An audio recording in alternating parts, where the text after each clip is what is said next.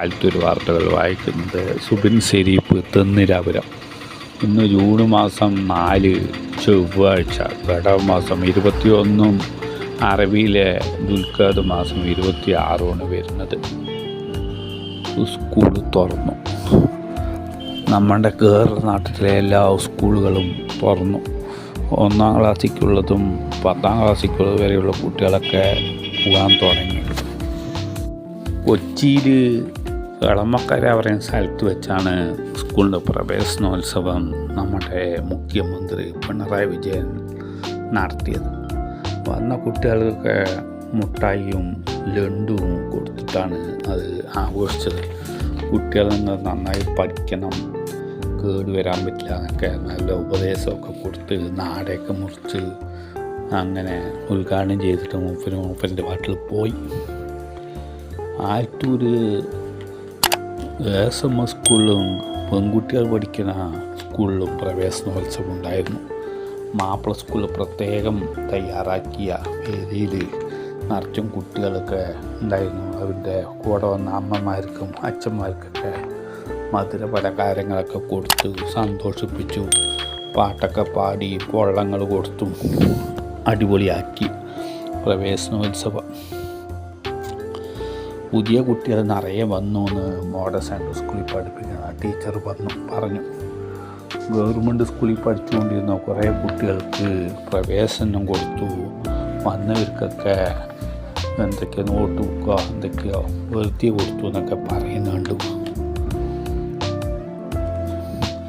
ആശുപത്രി ആലത്തൂർ ഉള്ള ഗവൺമെൻറ്റിൻ്റെ ആശുപത്രി കെട്ടിടം പെട്ടെന്ന് പണികൾ തീർക്കപ്പെട്ട് നടത്തുന്നുണ്ട്.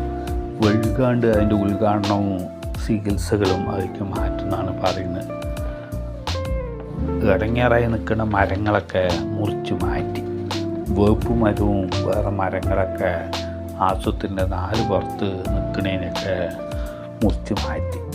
OP ടിക്കറ്റ് എടുക്കാൻ വേണ്ടി വന്ന ആൾക്കാരുടെ മേലെയൊക്കെ മരത്തു നിന്നുള്ള പുളിക്കുറുമ്പ് വീണിട്ട് കടിച്ചിട്ട് ചുരിദാറിൻ്റെ ഉള്ളിലും പാൻറ്റിൻ്റെ ഉള്ളിലൊക്കെ കയറിയിട്ട് ഒരുപാട് ഇടങ്ങേറാക്കിയിട്ടാണ് എറുമ്പുകളിനെയൊക്കെ പുറത്താക്കിയത്.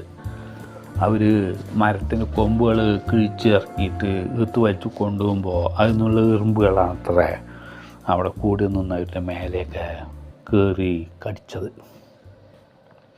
വഴുകാണ്ട് തന്നെ പുതിയ കെട്ടിടങ്ങളുടെ റൂമുകളും ഒക്കെ ഉദ്ഘാടനം ചെയ്യുന്ന ആശുപത്രി സൂപ്രണ്ട് പറഞ്ഞു. ഒട്ടനവധി ഫണ്ടുകളും സംഭാവനകളും കിട്ടിയത് കൊണ്ടാണ് പണികളൊക്കെ എത്രയും പെട്ടെന്ന് പൂർത്തിയാക്കാൻ പറ്റുന്നത് എന്നാണ് ആശുപത്രി സൂപ്രണ്ട് ആയ ഡോക്ടർ പറഞ്ഞത്. കാസർഗോഡ് പറയുന്ന രാജ്യത്ത് വലിയ പറമ്പിൽ തയ്യിൽ പറയുന്ന കടലിൻ്റെ ഓരത്തുള്ള സ്കൂളിൽ മുഴുക്ക കുട്ടികൾ ഹിന്ദി പിള്ളേരാണെന്നാണ് പറയുന്നത്. ബംഗാളിൽ നിന്നും അവിടെ നിന്നും ഇവിടുന്ന് പണിക്ക് വന്നവരിൻ്റെയൊക്കെ മക്കൾ മാത്രമേ ഉള്ളൂ, മലയാളി കുട്ടികളിലൊന്നും ഇല്ല എന്ന് പറഞ്ഞു. ക്രിക്കറ്റ് കളിച്ചിട്ട് ശ്രീലങ്ക തോറ്റു, ദക്ഷിണാഫ്രിക്ക ജയിക്കുകയും ചെയ്തു. ലോകകപ്പ് ക്രിക്കറ്റ് കളിയിലാണ് ഈ സംഭവം ഉണ്ടായത്. വിജയ് മല്യ, നീരവ് മോദി, മെഹബൂബ് ചോക്സ എന്ന വ്യവസായ പ്രമുഖർ നാടുവിടാൻ കാരണം ഇവിടുത്തെ ഗവൺമെൻറ്റിൻ്റെ കഴിവുകേടാണ് എന്ന് ബോംബെ ഹൈക്കോടതി പറഞ്ഞിട്ടുണ്ടായിരുന്നു. 6-ാം തീയതി മുതൽ ചുങ്കം പിരിക്കും സ്കൂൾ വണ്ടികളിൽ നിന്നും എന്ന് വടക്കഞ്ചേരിൻ്റെ അടുത്തുള്ള ടോൾ പ്ലാസൻ്റെ കമ്പനിക്കാർ പറഞ്ഞു. എങ്ങനെ പോയാലും അതിൻ്റെ ടാക്സ് പിടിക്കാണ്ടും ചുങ്കം പിരിക്കാണ്ടതും വണ്ടി വിട്ടു കൊടുക്കില്ല എന്ന് പറഞ്ഞു. ഇന്നലെ മോന്തിയാകുമ്പോൾ നടന്ന സമരത്തിൽ പോലീസുകാരും നാട്ടുകാരൊക്കെ കൂടി ചേർന്നിട്ട് കുറച്ച് തീരുമാനങ്ങളിട്ടു. തൽക്കാലം നിങ്ങളുടെ കാശ് വാങ്ങാണ്ട് വണ്ടി വിട്ടു കൊടുക്കുക, അതിൽ കൂടെ പൊയ്ക്കോട്ടെ എന്ന് കമ്പനിക്കാർ പറഞ്ഞു. പക്ഷേ മുകളിൽ നിന്നുള്ള ഉത്തരവ് വന്നു കഴിഞ്ഞാൽ ഞങ്ങൾ ആ നിമിഷം കാശ് വാങ്ങാണ്ട് ഇതിൽ കൂടെ വണ്ടികൾ ഒറ്റെണ്ണം കടത്തി വിട്ടില്ല എന്ന് ടോൾ പ്ലാസ കമ്പനിക്കാർ പറഞ്ഞിട്ടുണ്ടായിരുന്നു. കൊടുവായൂരിൻ്റെ അടുത്തുള്ള ഏത്തനൂർ ഗേൾസ് സ്കൂളിൽ ടീച്ചർമാരിൻ്റെ ദിവസക്കൂലിക്കുള്ള ഒഴിവുണ്ടത്ര. ജീവശാസ്ത്രം പഠിപ്പിക്കാനും മലയാളം പഠിപ്പിക്കാനുമാണ് ഇപ്പോൾ ടീച്ചർമാരിന് ആവശ്യമുള്ളത്. നാളെ 10:30 മണിക്ക് ഇൻ്റർവ്യൂ ഉണ്ട്. അവർ പഠിച്ച കടലാസും പേപ്പറൊക്കെ ആയിട്ട് വന്നിട്ട് ഇൻ്റർവ്യൂ നടത്തും പറഞ്ഞു. കൂടിക്കാഴ്ചയിൽ ഇഷ്ടപ്പെട്ടവനെ ഒരു തിരഞ്ഞെടുക്കുന്നുണ്ട് ടീച്ചർ പറഞ്ഞു. നെന്മാറിൻ്റെ അടുത്തുള്ള തിരുവഴിയോട് പറയുന്ന സ്കൂളിലും ടീച്ചർമാരുടെ ഒഴിവുണ്ട്.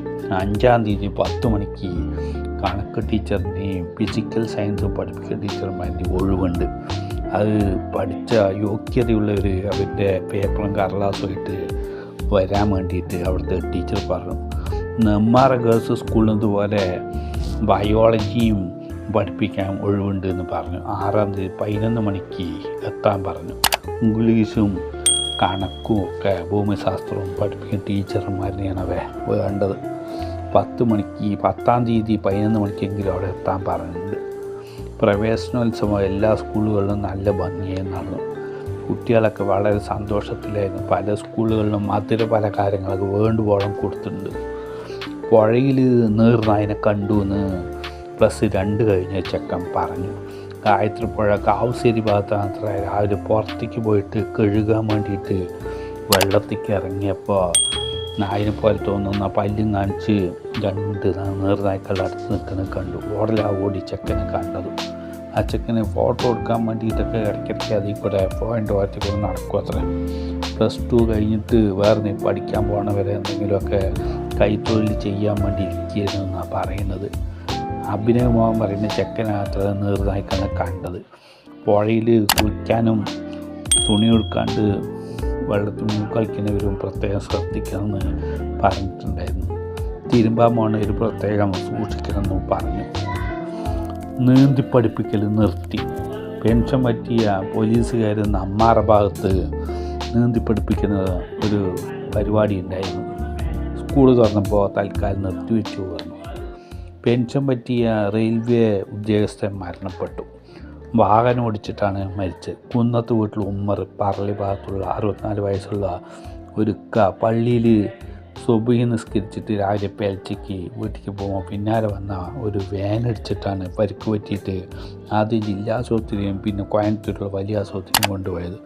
9 മണിയോടുകൂടി മരണപ്പെട്ടു എന്നാണ് പറയുന്നത്. ഇന്നാലില്ലാഹി വ ഇന്നാ ഇലൈഹി റാജിഊൻ.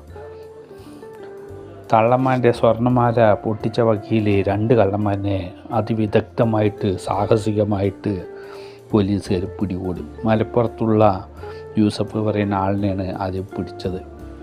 പുത്തന്നൂർ ഭാഗത്ത് പുതിയ പാലത്തിൻ്റെ അടുത്ത് വെച്ച് 80 വയസ്സുള്ള അമ്മണി തള്ളമ്മ നടന്നു പോകുമ്പോൾ കഴുത്തിൽ തൂങ്ങിക്കിടന്ന മാലിനെ അത്രയായി കള്ളന്മാർ പൊട്ടിച്ചുകൊണ്ട് ഓടിയത്.